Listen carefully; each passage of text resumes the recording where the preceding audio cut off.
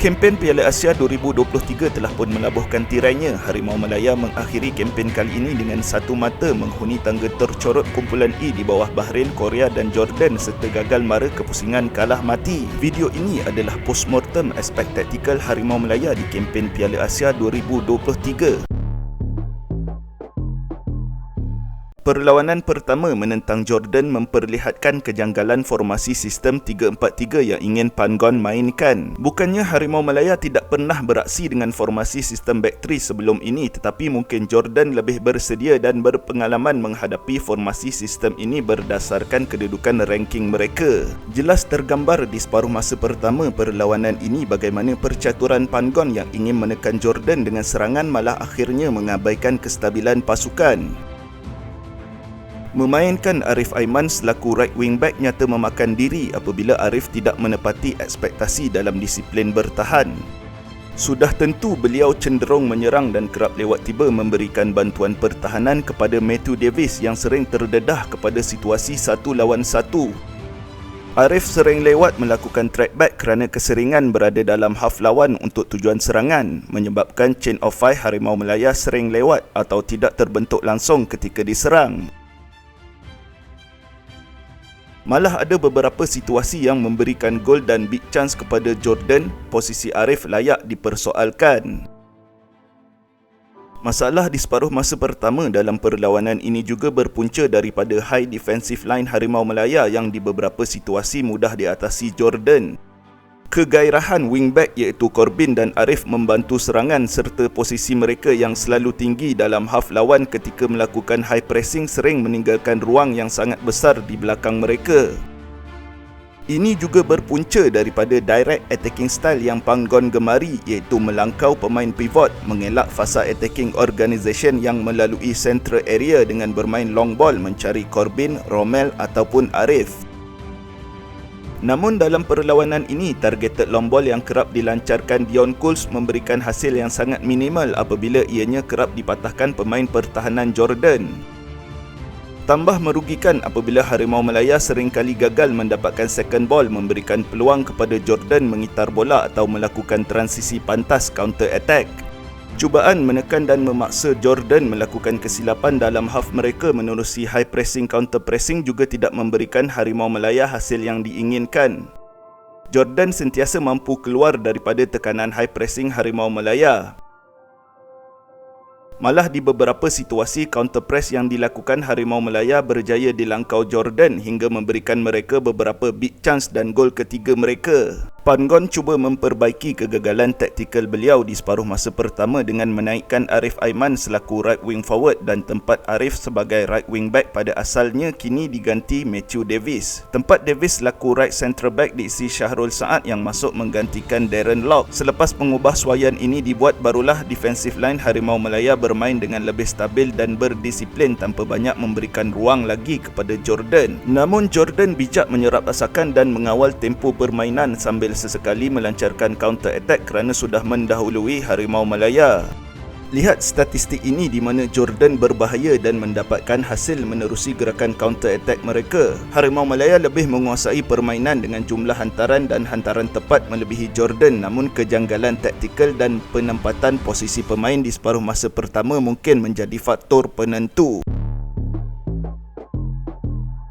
Panggon memperbaiki kejanggalan taktikal dan penempatan posisi pemain dalam perlawanan menentang Bahrain. Masih menggunakan back 3 namun kali ini lebih defensif apabila formasi sistem yang dipilih Panggon adalah 5-4-1. Matthew Davis dan Corbin mengambil peranan wingback seperti di separuh masa kedua perlawanan menentang Jordan. Arif Aiman mengambil posisi right wing dan Faisal Halim di sisi kiri sebagai left wing. Kali ini Panggon jelas ingin memanfaatkan transisi dan cuba bermain counter attack apabila tiada Darren Lock dalam kesebelasan utama. Sebaliknya Paulo Josue dimainkan sebagai single striker. Tidak seperti perlawanan pertama, Harimau Malaya bermain agak berhati-hati dalam perlawanan ini dan tidak terlalu gairah menyerang. Chain of 5 lebih kerap terbentuk ketika Harimau Malaya berada dalam fasa defensive organisation. Corbin lebih berdisiplin dalam tugasan bertahan dalam perlawanan ini. Defensive shape Harimau Malaya sering terbentuk di mid block untuk menahan asakan Bahrain dalam garisan 5-4-1 atau 5-2-3. Sesekali Harimau Malaya cuba menekan Bahrain di garisan tinggi dengan high pressing, namun Bahrain seringkali dapat melepasi high pressing atau defensive line Harimau Malaya dengan third man combination atau combination play mereka yang sangat efektif.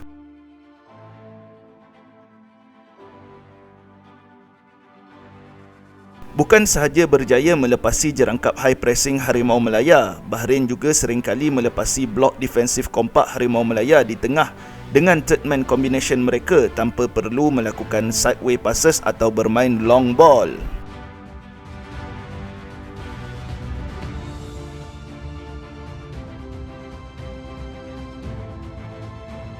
Sedangkan Harimau Malaya masih bergantung harap pada targeted long ball dalam perlawanan ini, meskipun Shamir dan Stuart Wilkins sesekali cuba juga membina serangan dari bawah melalui central area seperti yang Bahrain lakukan, namun apabila buntu, Harimau Malaya kembali melancarkan long ball. Terdapat beberapa situasi di mana targeted long ball Harimau Malaya ini memberikan ancaman kepada Bahrain serta peluang jaringan kepada Harimau Malaya apabila Harimau Malaya mendapat ruang di belakang defensive line Bahrain.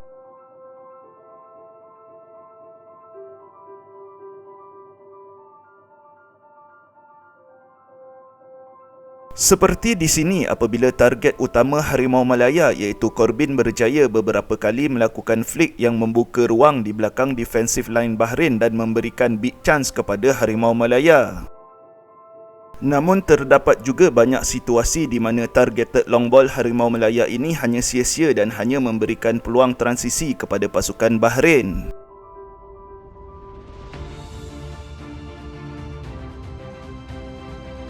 Seperti dinyatakan, Harimau Malaya berharap kepada transisi counter-attack dalam perlawanan ini berdasarkan ketetapan formasi sistem yang defensif daripada Panggon. Ada transisi Harimau Malaya yang membuka ruang di belakang defensive line Bahrain serta situasi 1 lawan 1 kepada pemain Harimau Malaya namun gagal dimanfaatkan. Banyak juga transisi Harimau Malaya yang mudah dipatahkan Bahrain kerana gabungan faktor rest defense mereka dan juga corak transisi Harimau Malaya sendiri yang agak direct dan mudah dibaca.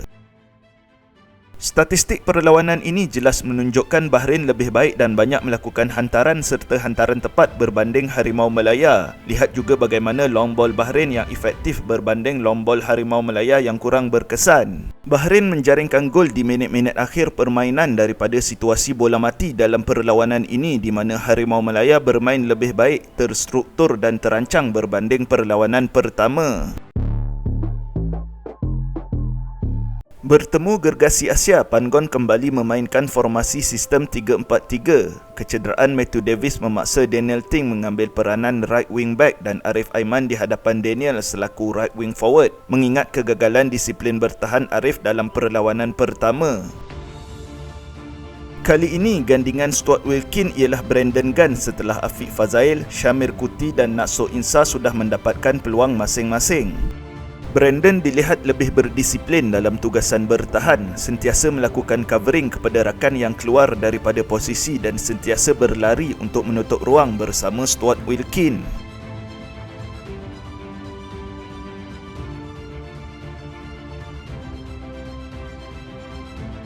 Dalam perlawanan ini, adaptasi kedisiplinan Harimau Malaya dalam defensive organisation mula kelihatan semakin baik. Corbin lebih peka dan cepat membentuk chain of 5 ketika bertahan. Tidak lagi melakukan counter press membabi buta hingga meninggalkan ruang yang besar di belakang beliau untuk dieksploitasi lawan. Harimau Malaya bertahan dalam defensive shape 5-4-1 atau sesekali ia mencair kepada 5-2-3. Defensive shape ini kompak di tengah menolak Korea melakukan sideway passes, cuba menjaringkan gol melalui half space dan wide area.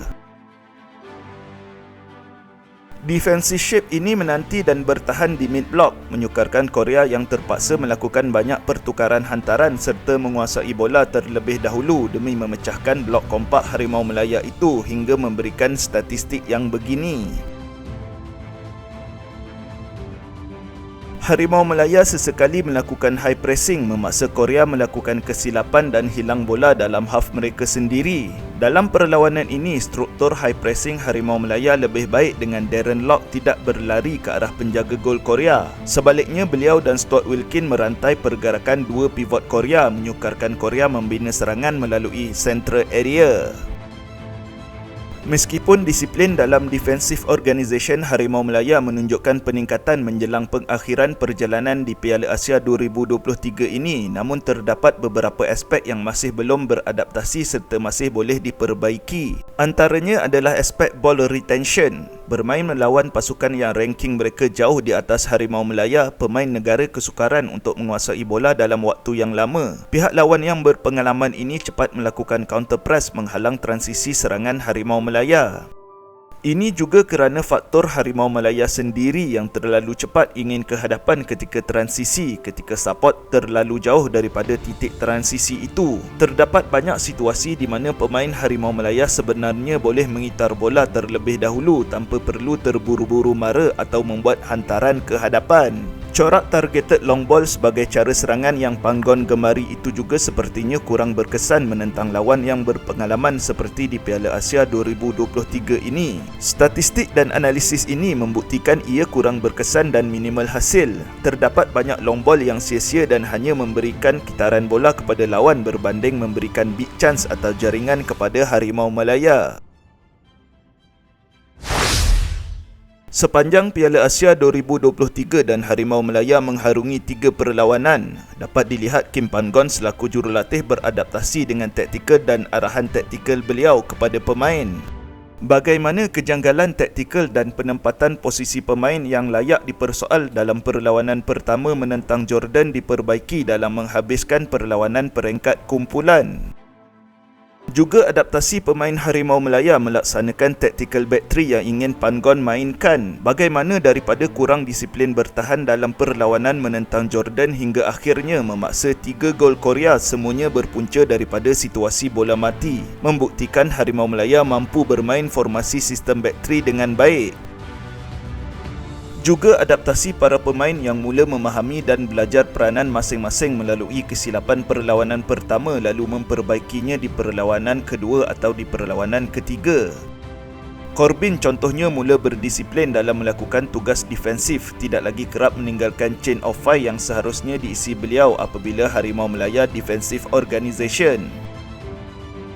Harimau Melaya perlu mula berani bermain dengan pivot, menggunakan pivot untuk setidaknya memancing defensive line lawan agar shape mereka berubah serta memberikan ruang kepada Harimau Melaya membina serangan dari bawah menerusi hantaran pendek dan tidak lagi terlalu mengharapkan long ball.